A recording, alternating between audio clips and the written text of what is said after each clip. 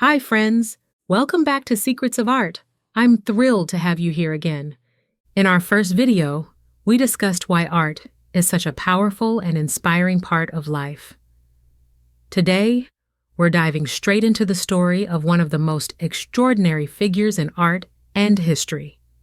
A true genius whose work continues to captivate and inspire us. Get ready to explore the life and creativity of none other than Leonardo da Vinci. Let's begin. Leonardo da Vinci was one of human history's most extraordinary and influential figures. He became a symbol of the Renaissance, embodying the ideals of humanism and the boundless potential of the human intellect. Let's explore his life, his achievements, and his immense contributions to both art and science. On the evening of April 15, 1452, around 10:30 in the town of Vinci, a 15-year-old young woman named Caterina de Meo Lippi gave birth to a boy. She came from a poor family. The child's father was Ser Piero da Vinci, a wealthy Florentine notary. Although Ser Piero acknowledged the child, he did not marry Caterina due to their differing social status. At that time, Ser Piero was already betrothed to 16-year-old Albiera di Giovanni Amadori, the daughter of a wealthy Florentine. It was a marriage of convenience, as were many unions in those days. 8 months after Leonardo's birth, the wedding took place. Nevertheless, Ser Piero showed a certain degree of responsibility.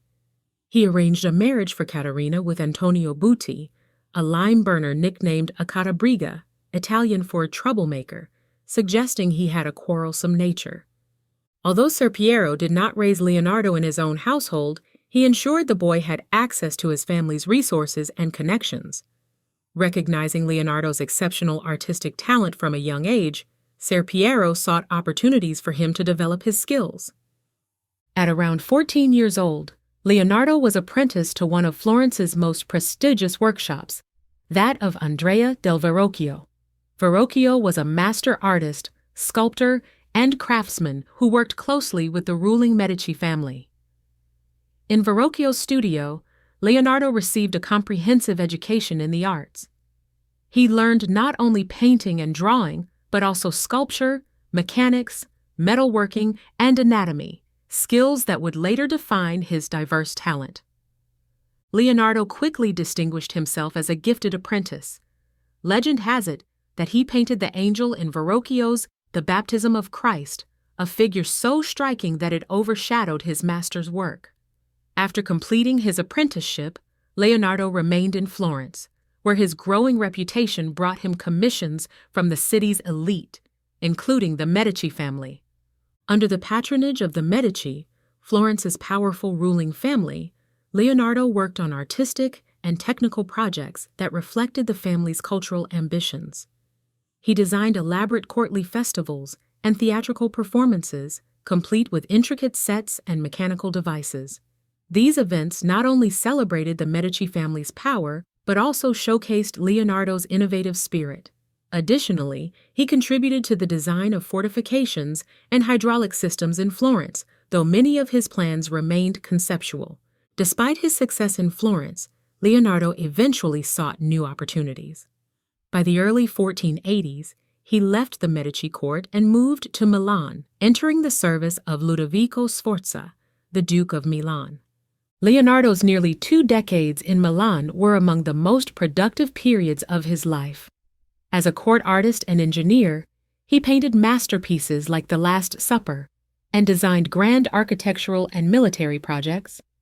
He also worked on fortifications, canals, and waterworks that enhanced Milan's infrastructure and security. Leonardo also contributed his artistic and technical skills to the grand festivals of the Sforza court, designing intricate decorations, theatrical effects, and automated devices that delighted audiences and demonstrated his inventive talent. In contrast to his theoretical designs for the Medici, Leonardo's projects for Sforza were realized on a larger scale and focused heavily on military and civic infrastructure. Leonardo's time in Milan, allowed him to expand his scientific studies, focusing on anatomy, hydraulics, and engineering, which he recorded meticulously in his notebooks. More than just a painter, Leonardo was a true polymath. His interests spanned hydromechanics, physics, geography, mathematics, astronomy, chemistry, and anatomy. His research was often ahead of its time. For instance, he was the first to propose that moonlight is reflected sunlight. His notebooks are filled with designs and sketches of inventions, such as parachutes, submarines, tanks, flying machines, and even an early prototype of the automobile. Moreover, Leonardo left behind fascinating predictions. He wrote about a future where humans would fly, submarines would explore the oceans, and even foresaw weapons of mass destruction. All of Leonardo's journal entries were written in mirrored script. Leonardo was ambidextrous. He could use both his right and left hands equally well. It is even said that he could write different texts simultaneously with each hand. However, the majority of his writings were done with his left hand, written from right to left. Many believe this mirrored writing was a way to keep his studies secret. Perhaps that is true. Another theory suggests that this unique style was simply a personal habit. Some accounts even claim that it was easier for him to write this way than in a conventional manner. This distinctive style has come to be known as Leonardo's handwriting. Leonardo also pioneered anatomical studies, dissecting human bodies to understand how muscles and bones work together to produce movement. His detailed sketches and notes on anatomy were centuries ahead of their time, influencing science long after his death. Leonardo da Vinci had an incredible interest in sketching human faces. He often observed people in their daily lives and meticulously sketched their features. He would wander through bustling streets and marketplaces, studying individuals whose faces told vivid stories, especially drawn to the old, the weathered, and those deemed unattractive or unusual. These faces, etched with deep wrinkles, asymmetry, and unique expressions, captivated Leonardo. To him, they were not imperfections, but windows into the complexities of human experience. His interest wasn't merely artistic, it was scientific. By studying the muscles, skin, and movements of the face, Leonardo sought to understand the mechanics of expression and emotion. For Leonardo, these subjects were far more compelling than idealized beauty. He believed that such faces held a certain truth, raw, unfiltered, and deeply expressive. This practice of sketching faces helped him achieve unmatched realism in his portraits. His notebooks reveal not only the precision of a scientist, but also the soul of an artist, endlessly inspired by the diversity and individuality of humanity. Leonardo's relentless pursuit of perfection often left his projects unfinished, yet the masterpieces he completed have become timeless legends. His Mona Lisa, regarded as the most famous painting in the world, is celebrated for its enigmatic smile and his groundbreaking use of sfumato, a technique he mastered to perfection.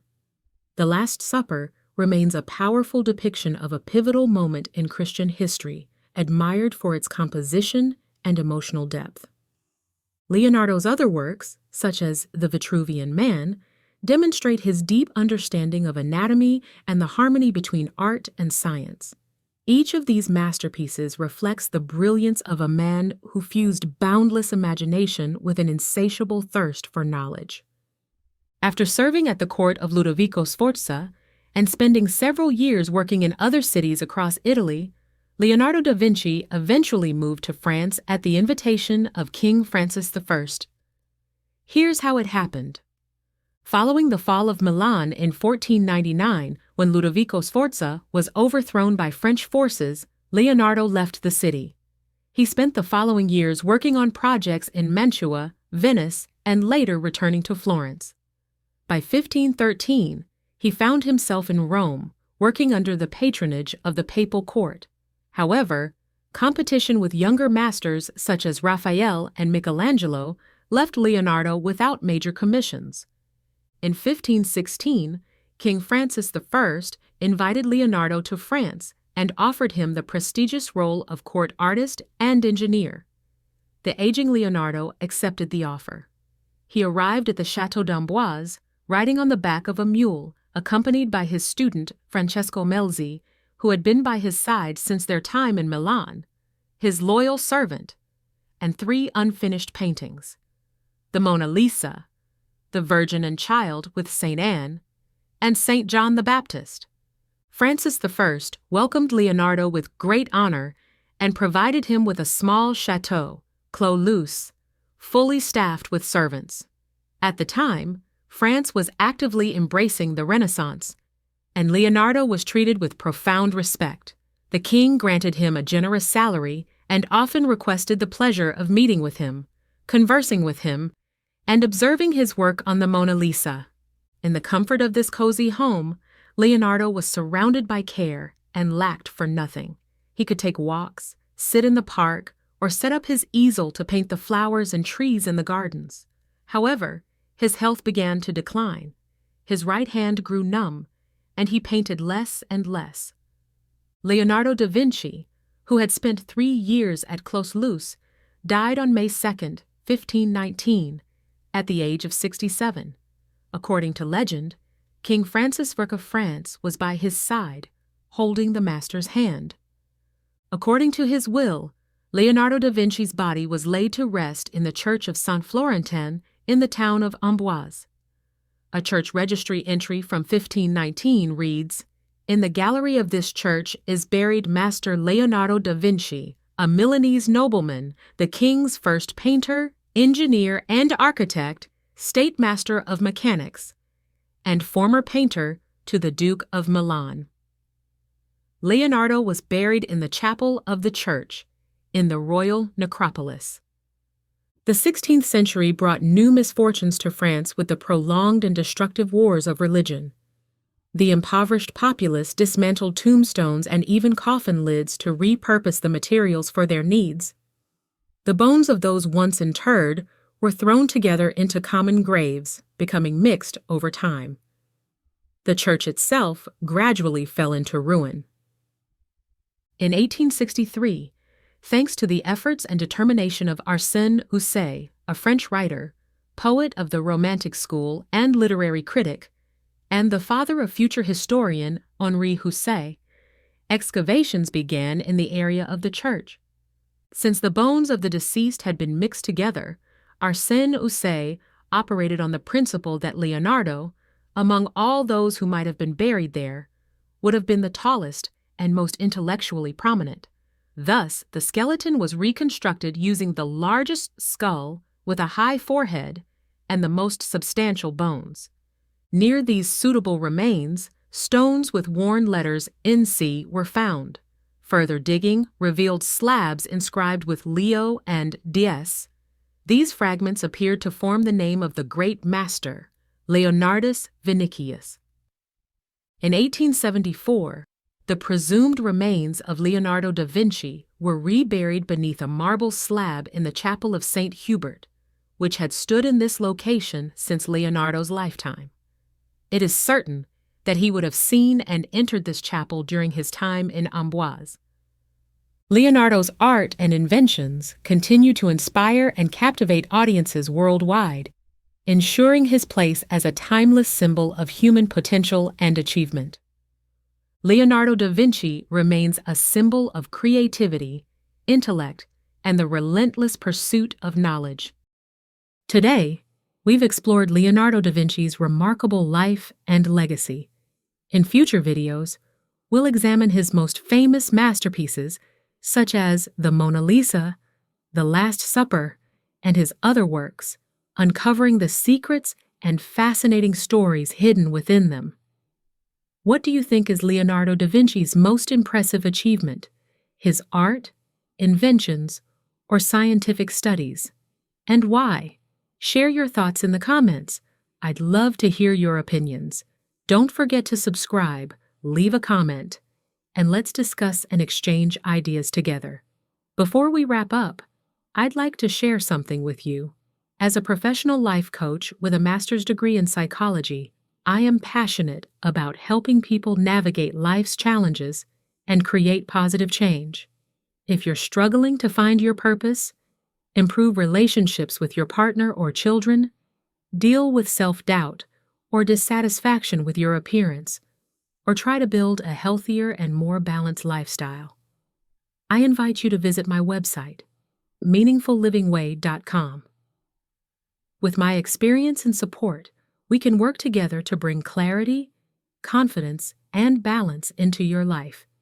You don't have to face life's challenges alone. I'm here to walk this journey with you. Follow me on Instagram for daily inspiration. The description below provides all the links and details. Thank you for watching, and please subscribe. Let's continue exploring the fascinating world of art together. I look forward to seeing you in the next video.